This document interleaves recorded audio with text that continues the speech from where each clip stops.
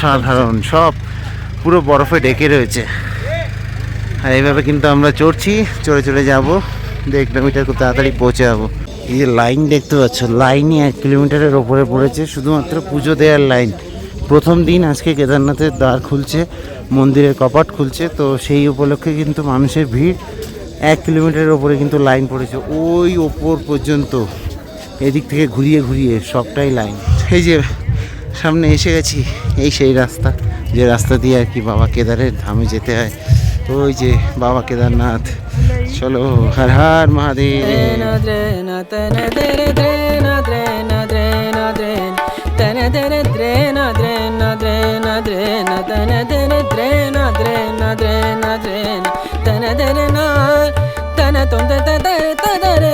বাবার ধামে চলে এসেছি, আর কোনো স্বপ্ন বাকি থাকবে না।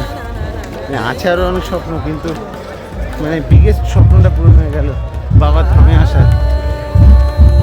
ইমোশন কন্ট্রোল করতে পারছি না। আমি কালকেই ভিডিও, মানে আগের ভিডিওতে যখন ডলি উঠছিল বাবা, তখনই আমি দেখিয়েছিলাম ইমোশন কন্ট্রোল করা মুশকিল আমার করতে।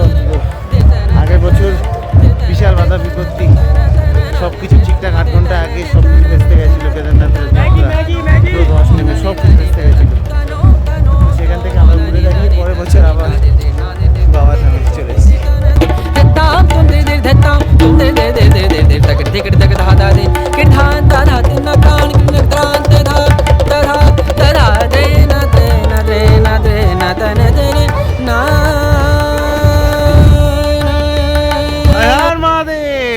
চলে এলাম কেদারনাথ ধামে অ্যাট লাস্ট। আজকে উদ্বোধন, সেই উপলক্ষে কিন্তু এখানে অনুষ্ঠান হচ্ছে, সেইগুলো আগে দেখাবো তোমাদেরকে।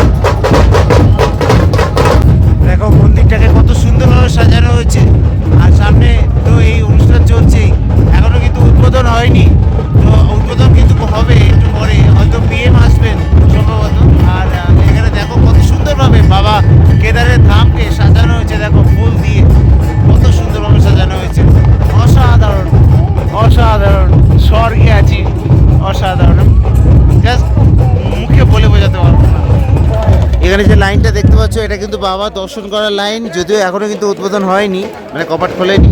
এই যে লাইন দেখতে পাচ্ছ, আমি বলেছিলাম 1 কিলোমিটারের ওপরে লাইন। তো যাই হোক, আমি এখন লাইনে দাঁড়াচ্ছি না, আমি পেছনের দিকে যাব ভীমশিলা, সেই ভীমশিলার ওখানে যাব। চলো যাওয়া যাক। আর একটা জিনিস দেখায় যে ওইখানটাতে কিন্তু হচ্ছে কাল ভৈরব, বাবা ভৈরব দেবের মন্দির। ওই যে মহাকালের আর এক রূপ বাবা ভৈরব দেব, তার কিন্তু মন্দির ওইখানটাতে। দেখো কতটা সুন্দরভাবে সাজানো হয়েছে, সামনে লেখা ওম নমঃ শিবায়, ওম নমঃ শিবায়, হর হর মহাদেব।